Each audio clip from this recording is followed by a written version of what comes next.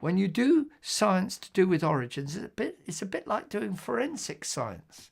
You know, you find somebody's murdered in the bathroom, you know. Well, was it done with a hammer? Was it done with a gun? Was it suicide? You know, how did this person die? Well, you don't know. You can't rerun history. And all forensic scientists know this, that it's a matter of piecing together a bit of evidence here, bit of evidence there, and then you gradually work out what may have happened or what may not have happened. Did you know that in the Washington Post in 2015, they admitted that misleading testimony had been given by a whole host of people in their FBI investigations?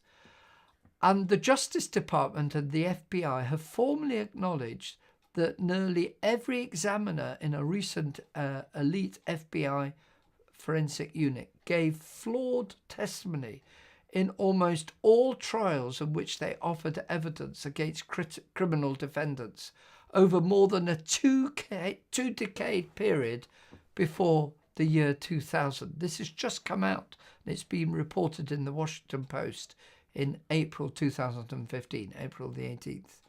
Now, that's a case of forensic science going wrong, right? Where it's been admitted that people made mistakes.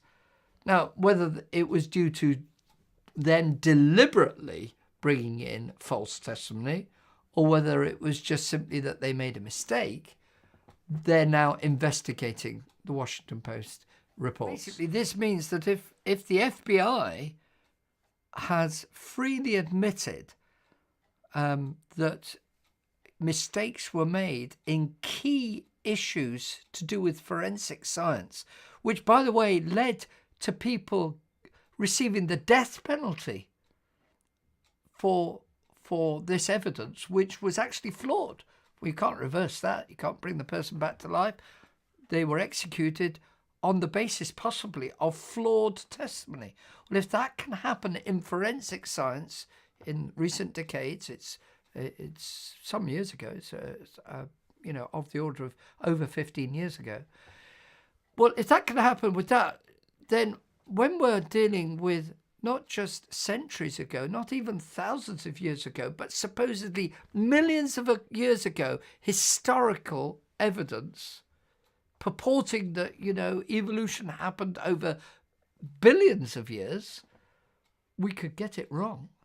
And should we not therefore critically examine evolutionary proposals where people are basing all their lives on this assertion that we are just animals and that we weren't made in the image of God? Because this has such huge implications, should we not make sure that we get this scientifically correct?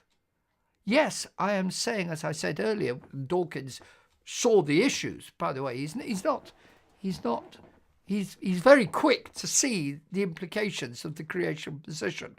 And he rightly asserted that if McIntosh and Burgess are right, then it means the whole of the scientific establishment are wrong. Fair enough. He is correct. That is what the implications are. But I'm saying that this is not new. Einstein had to challenge the whole of the scientific institution concerning how time and gravity were connected in his theory of general relativity. Many people think that he's correct. And basically he overturned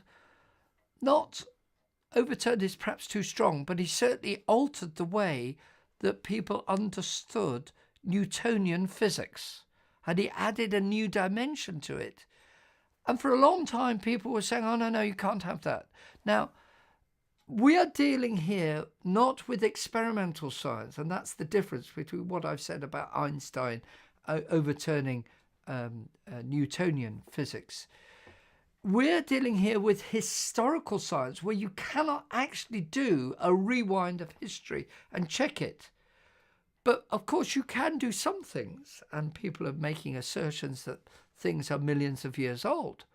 Well, we can actually check some of those assertions because they're based on radioactive dating. Now, those radioactive dating assertions are based themselves on assumptions. Those assumptions need to be checked and carefully worked through.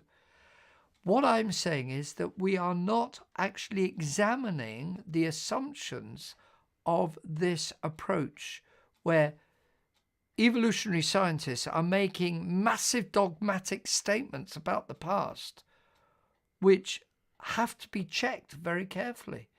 This is what we call historical science.